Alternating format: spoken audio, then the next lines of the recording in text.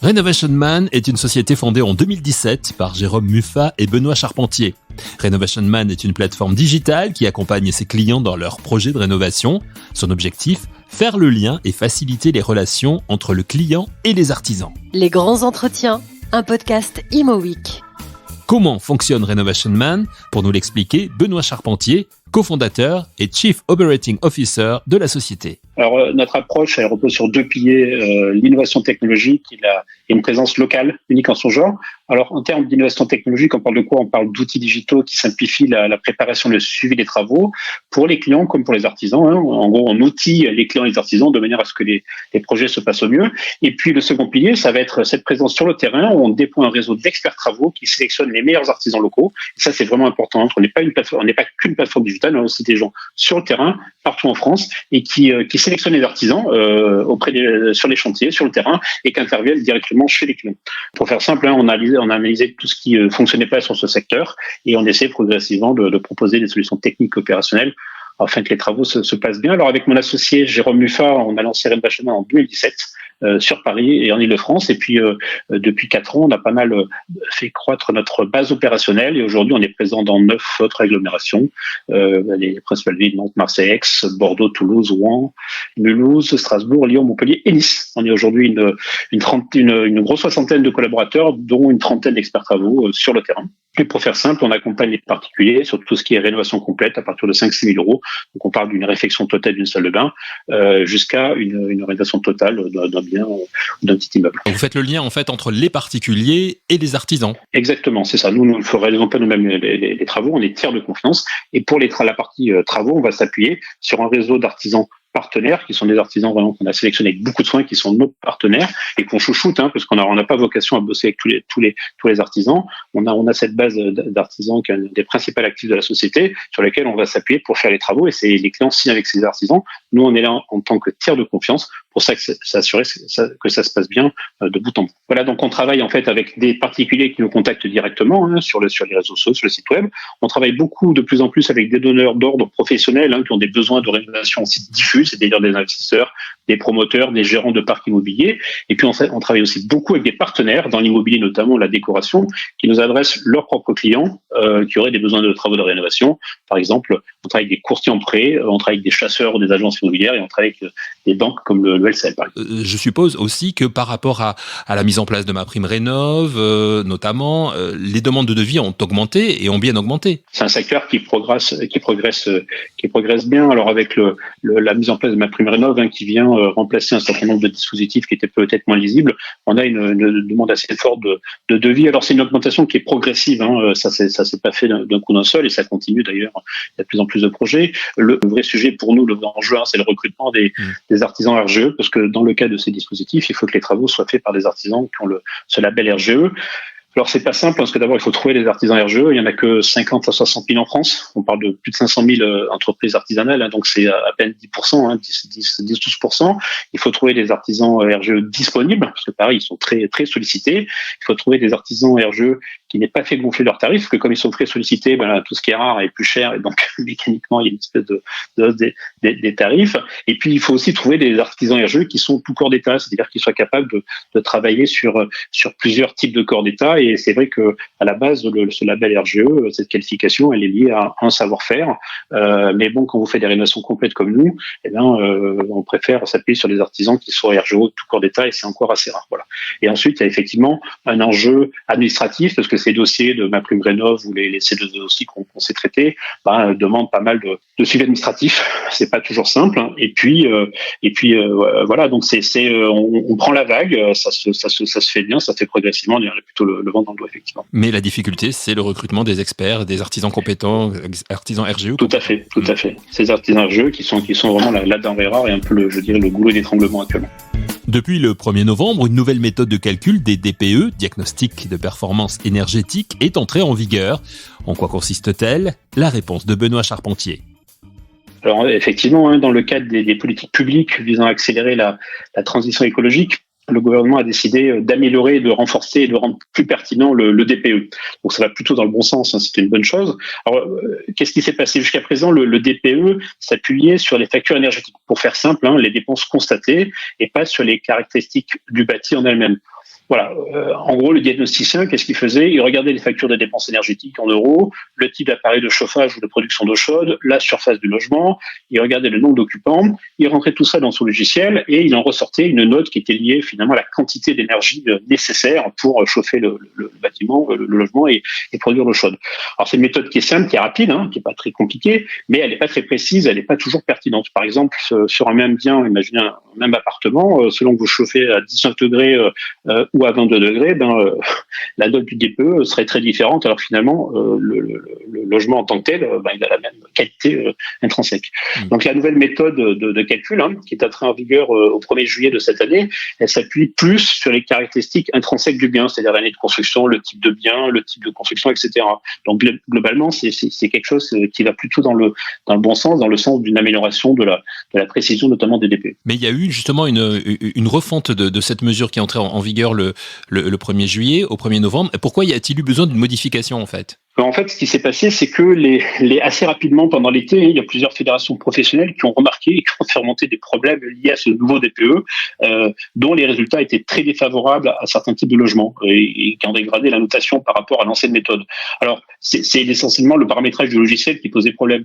Alors, c'est-à-dire que sur les biens antérieurs à 1975, étaient particulièrement concernés par ces problématiques, notamment du fait d'absence de données techniques de référence sur ces bâtis. Voilà, le logiciel s'appuyait sur des données techniques. Il y en a plus systématiquement sur les bâtiments après 75 et beaucoup moins sur les bâtiments antérieurs. Et donc, le logiciel faisait pas mal de raccourcis. Alors, le problème, c'est que ces bâtiments d'avant 75, il y en a quand même beaucoup en France. Hein. Alors, les professionnels, au cours de l'été, ont estimé que 40% des DPE étaient biaisés. Donc, ça fait quand même beaucoup. Alors, en fait, ils ont creusé, hein, puis ils se sont rendus compte que c'était vraiment les paramètres du nouveau logiciel qui conduisaient à des écarts importants par rapport aux résultats de l'ancienne version. Et donc, ils ont comparé pour un même bien le DPE nouvelle version et puis le DPE avec l'ancienne version. Il y avait des gros écarts et puis ils ont fait venir des théoriciens avec qui ont pu faire des audits beaucoup plus complets. Ils se sont rendus compte que le nouveau logiciel crée des écarts. Au niveau de certaines consommations électriques, c'était devenu un peu délirant. Il y avait des écarts de plus de 30%. Et il y avait même, dans certains cas, tout ce qui est débit de ventilation pouvait être plus de 10 fois plus important que ce qu'il y avait dans l'ancienne version. Donc il y avait vraiment ponctuellement des paramétrages du logiciel qui posaient problème. Donc en fait, gouvernement et professionnels se sont assis se sont réunis pour discuter et apporter un certain nombre de rééquilibrages sur le logiciel. Alors ça a pris un peu de temps. C'est pour ça qu'assez rapidement, le gouvernement je crois que c'était courant septembre, a dit écoutez, on suspend les DPE pour tout ce qui est pré 75 et on attend d'avoir le nouveau logiciel. Alors ça c'était début septembre. En octobre, début octobre, ils sont venus préciser des choses. Ils ont dit voilà, tous les DPE qui avaient été faits entre le 1er juillet, la mise en place de la réforme et début octobre, en fait on va les refaire systématiquement. Tout ce qui était classé FSG, ils ont été réédités systématiquement sans frais pour les propriétaires. Et on estime qu'à peu près 80 000 DPE qui ont dû être refaits. Alors en fait, les logiciels avaient gardé les données initiales, ils ont refait tourner le logiciel une fois que les paramètres avaient été changés. Alors ça s'est fait sans surcoût pour les clients. Et puis l'État avait prévu à l'époque d'indemniser les diagnostiqueurs pour ce travail supplémentaire. Voilà, c'est rentré début novembre dans les coûts. À ma connaissance, le nouveau logiciel, en tout cas dans sa version de post-novembre, fonctionne bien. Si je prends un exemple concret, je suis bailleur par exemple, j'ai un ou plusieurs appartements en location. Combien ça me coûte pour effectuer un changement de lettre, de diagnostic de performance énergétique, et quand est-ce que je dois m'en préoccuper, parce que mettons qu'aujourd'hui je ne sais pas du tout quelle est la lettre qui correspond au logement que je loue. Le coût va être très variable. Alors déjà, quand vous êtes dans du collectif, vous n'avez pas forcément tous les leviers en tant que propriétaire. C'est-à-dire que vous allez éventuellement pouvoir changer vos fenêtres, vous allez pouvoir changer peut-être le système de chauffage ou de production d'eau chaude, et typiquement les façades de la toiture, ça ne va pas dépendre que de vous. Donc, à titre d'exemple, moi je préfère m'appuyer sur un logement individuel. Une maison, un pavillon, ça c'est plus simple pour la démonstration. Donc en fait, tout va dépendre un peu d'où vous partez. Quand on parle de passoires énergétiques, on parle avant tout de logements classés F ou G. Et donc, si vous voulez, pour gagner 2 lettres, c'est-à-dire de passer de F ou G à D ou E, il va falloir entreprendre des travaux conséquents et il va falloir commencer par la toiture. La toiture, c'est à peu près 30% des déperditions de chaleur. Donc, un des premiers trucs à faire, c'est isoler la toiture, soit les combles, soit les deux. Et puis, idéalement, les murs. Les murs, c'est 20% de déperdition de chaleur. Alors, le coût pour ces travaux est très variable selon le type de travaux que vous allez faire. Donc, il faut compter à minima 200-250 € le mètre carré selon le type de comble et les techniques d'isolation des murs. Et ça, c'est bien sûr avant prise en compte des aides. Pourquoi c'est très variable? Parce que quand vous avez des combles perdus, en haut, il va falloir isoler les combles perdus, mais ça, c'est pas très cher parce que vous allez mettre de la laine de verre ou souffler un isolant thermique et c'est pas forcément très cher. Mais si par exemple vous avez des combles aménagés, et ben là, ça va être plus compliqué parce qu'il va falloir aménager et isoler la partie toiture. Et là, c'est beaucoup plus cher. Pareil sur les murs, selon que vous faites de l'isolation par l'intérieur ou par l'extérieur, les prix peuvent être très variables. Voilà, c'est pour ça qu'on commence à 200-250 €, mais selon le type de logement, ça peut être plus important, 200-250 € par 1 mètre carré pour gagner 2 lettres sur la toiture et les murs. Alors ensuite, si vous voulez gagner gagner encore en performance énergétique, c'est-à-dire aller chercher du B ou du C, les propriétaires vont devoir envisager d'autres type de travaux pour aller un peu plus loin. Typiquement les ouvrants, si c'est pas déjà fait, donc sur toutes les fenêtres, les portes-fenêtres, ça c'est à peu près 15% des déperditions de chaleur. Et puis, ce qui va aussi jouer, c'est le système de ventilation. Voilà, dans une maison, on estime que un bon système de ventilation par rapport à un mauvais permet de faire gagner 15 à 20% de déperdition en moins. Voilà. Et sur ces travaux-là, il faut compter pareil 150 à 200 € du mètre carré pour ces améliorations avant prise en compte des aides. Alors ensuite, si vous voulez encore améliorer les choses, il faut aussi envisager de changer le système de chauffage et de production d'eau chaude pour un équipement plus performant, plus écologique. Et là, pareil, c'est des tickets qui commencent à 4 000 € selon que vous installiez une pompe à chaleur ou une chaudière à égraver les bois, etc., etc. Voilà. Donc c'est des travaux qui peuvent être assez conséquents. Il faut pas le cacher. Par contre, c'est des travaux qui peuvent être bien sûr en partie financés, même en grande partie dans certains cas par les diverses aides mises en place par l'État. On parle du MaPrimeRénov', donc qui a été lancé en 2020 et qui va être pérennisé dans les années suivantes, dans les prochaines années. On parle de MaPrimeRénov' Habiter mieux, Sérénité, qui est un dispositif de l'ANA pour les foyers en difficulté. On parle de l'éco-prêt à taux zéro. On parle aussi des C2E, qui sont un dispositif européen. Et donc, en cumulant, ces dispositifs sont souvent cumulables. Et en cumulant un peu tout ça, vous pouvez bien sûr alléger le montant des travaux et faciliter la mise en location ou la mise en vente sans décote de votre bien. De vraies aides de la part de l'État avec, en suivant, le conseil des professionnels de Renovation Man, ne pas attendre le dernier moment, mais anticiper les travaux. Avec Benoît Charpentier, évoquons le sujet des passoires thermiques. La nouvelle méthode de calcul des DPE et les contrôles qui vont en découler et que nous promet l'État, le nombre de ces passoires thermiques va-t-il diminuer ? Le gouvernement, effectivement, annonce un renforcement des contrôles. Donc ça, j'ai envie de dire, c'est le terrain qui nous le remontera au fur et à mesure. Là-dessus, voilà. En tout cas, il est annoncé plus de contrôles et c'est logique. C'est de l'argent public. Moi, sur le principe, je suis assez pour qu'il y ait des contrôles. C'est beaucoup d'argent. On parle de milliards et de milliards d'euros, donc c'est normal qu'il y ait des contrôles. Alors, est-ce que c'est la nouvelle méthode de calcul qui va améliorer les choses? Pour moi, c'est pas un sujet de méthode, c'est un sujet de volonté publique, volonté privée et de mesures incitatives. Et ce qui fait bouger les choses, on va pas se mentir, c'est le côté incitatif. Alors pour faire simple, aujourd'hui, avec la loi climat de août 2021, ça devient très incitatif, c'est-à-dire que les bailleurs ne vont plus pouvoir louer les passoires énergétiques. Et on pourra revenir dans le détail sur le calendrier. Et puis les audits énergétiques deviennent obligatoires dans le cadre des mutations, dans le cadre des ventes. Donc c'est vraiment ce côté incitatif obligatoire qui va faire bouger les choses. Qu'est-ce qui va se passer? Voilà, cette lutte contre les passoires énergétiques ou passoires thermiques, comme on dit, en clair, les logements les plus énergivores, elle va durement s'intensifier. Donc avec cette interdiction de mise en location, vraiment de manière à éradiquer l'ensemble des passoires thermiques d'ici 2028, c'est relativement ambitieux.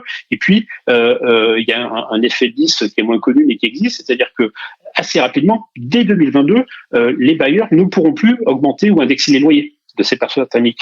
Et donc, si on va dans le détail, il y a ce premier sujet qui est l'interdiction de mise en location des passoires thermiques. Et ça commence dès 2025. Donc, au 1er janvier 2025, l'ensemble des logements classés G, il y en a 600 000 en France, ne pourront plus être mis en location. Donc, c'est déjà beaucoup. À partir de 2028, 3 ans plus tard, c'est les logements classés F. On parle de 1,2 million supplémentaires. Ils ne pourront plus être mis en location. Et en 2034, 1er janvier 2034, les logements classés E, et là, il y en a 2,6 millions. Et donc, en gros, pour faire simple, d'ici 2034, on parle de 4,4 millions de logements à rénover d'ici 12 ans. Et il y a 35 millions de logements en France, donc c'est 13% du parc, c'est énorme, c'est très ambitieux. Et le fait que les choses ont bougé, c'est que ça devient incitatif. Alors les mesures ne concernent pas uniquement la mise en location, c'est-à-dire qu'à partir de 2000, je crois que c'est 2025, si le logement, par exemple, ne respecte pas le minimal de performance énergétique, ça devient un critère de décence et le locataire disposera d'un recours contre son bailleur. C'est-à-dire qu'en gros, à partir de 2025, vous occupez un logement, vous êtes locataire de logement depuis plusieurs années, et bien vous allez pouvoir exiger de votre bailleur, de votre propriétaire, qui fasse les travaux de manière à faire sortir le logement si c'est une passoire thermique. Et donc en gros, ça va devenir très très très puissant comme mesure. C'est-à-dire que ça va devenir obligatoire. C'est-à-dire que vous faites un recours amiable à votre bailleur, il a 2 mois pour répondre. Et puis si ça suffit pas, vous pouvez saisir. Il y a une commission départementale qui a été mise en place. Et puis vous pouvez même saisir le juge. Et puis les sanctions sont assez sévères. C'est-à-dire que si le juge constate que le logement, effectivement, c'est une passoire thermique et que vous l'avez pas mis aux normes, il va vous contraindre à faire les travaux, il va imposer une réduction de loyer le temps que les travaux soient pas faits, il pourra même imposer des dommages d'intérêt. Donc il y a vraiment une incitation à la fois au niveau des mises en location, mais aussi sur les locations existantes.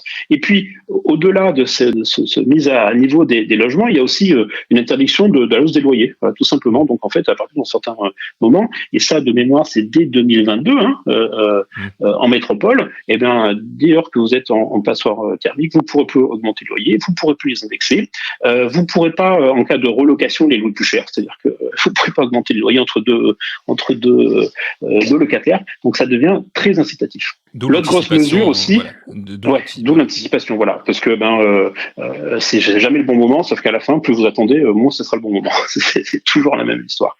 Après, l'autre gros sujet, ça va être les audits énergétiques dans le cadre des mutations des ventes. Ça, c'est aussi une nouveauté. Donc, il y a toujours eu, dans le cadre des diagnostics qu'on faisait dans le cadre du vente, il y a eu un DPE, ça n'est pas nouveau. Là, on transforme ce DPE en un audit énergétique sur les ventes de maisons, de monopropriété. Donc, ça ne concerne pas le collectif, et sur des logements qui sont classés de DAG, donc ça ne concerne pas du neuf ou du récent. Et donc là, ça commence dès 2022 pour les logements classés F et G, donc c'est pareil. Et là, c'est vraiment le vendeur qui va être obligé de faire un audit énergétique, et cet audit énergétique sera fourni par les notaires au moment de la vente. Voilà, donc c'est un vrai audit énergétique, c'est pas juste un DPE, ça va nécessiter, ça a un coût, etc., que les vendeurs vont devoir anticiper. Pour terminer, Benoît Charpentier, j'imagine que avec cette actualité extrêmement importante autour du marché de la rénovation, pour Renovation Man, les objectifs sont larges pour l'année qui vient, pour les années qui viennent même, je dirais. Alors oui, effectivement, on se projette très très rapidement en 2022 pour anticiper toute cette croissance. On a revu clairement nos objectifs à la hausse. Alors le marché est très porteur. On a parlé de tous ces dispositifs, toutes ces aides à la rénovation énergétique, mais il y a beaucoup d'autres mesures aussi qui vont dans le bon sens et qui créent une sorte d'appel d'air. Typiquement, le gouvernement, avec les nouveaux barèmes de MaPrimeRénov' et C2E, pousse à la rénovation globale. C'est-à-dire que, historiquement, vous avez des primes pour changer votre système de chauffage, changer vos fenêtres, faire de l'isolation des combles.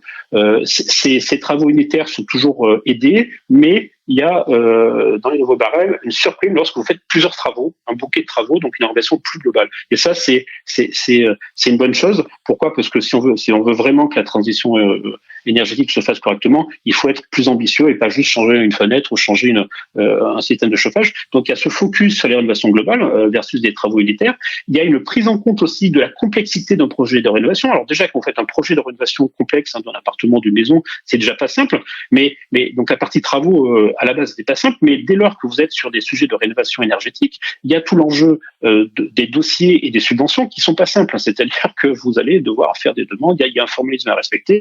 Si vous vous trompez vous respectez pas le formalisme, vos aides ou vos subventions peuvent tomber à l'eau. Donc ça peut créer pas mal de problèmes. Et donc le gouvernement a prévu de réintermédier la relation entre les clients et les artisans avec la création d'un ce qu'ils ont appelé un accompagnateur rénov qui va être rendu obligatoire à partir de 2022 à titre d'essai, puis sans doute 2023 sur l'ensemble des projets de rénovation énergétique globale. Et donc ça part du constat que voilà, pour un particulier, un artisan, c'est compliqué de faire des travaux de rénovation énergétique et qu'il faut un intermédiaire qui va aider particuliers et artisans à faire en sorte que ça se passe bien. Et donc ça, c'est vraiment dans l'ADN de Renovation Man. C'est pour ça qu'on est là. Et finalement, on est très content de voir que notre raison d'être, elle est aussi quelque part reconnue par l'État. Alors, au-delà de ces mesures gouvernementales, c'est vrai que chez Renovation Man, on est porté par ces éléments-là. Et puis, on a aussi une politique très ambitieuse de partenariat. Et on vient juste, par exemple, d'annoncer un partenariat exclusif avec le LCL qui va nous amener beaucoup de projets en 2022. Donc c'est vrai qu'on cumule un peu tous ces effets qui vont faire que voilà, on prévoit vraiment une superbe année 2022. Un grand merci à Benoît Charpentier, cofondateur de Renovation Man, et on vient de s'en rendre compte, expert en rénovation énergétique notamment. Merci à vous d'avoir suivi cette émission et rendez-vous très vite pour un nouvel épisode de Les grands entretiens, un podcast Imo Week.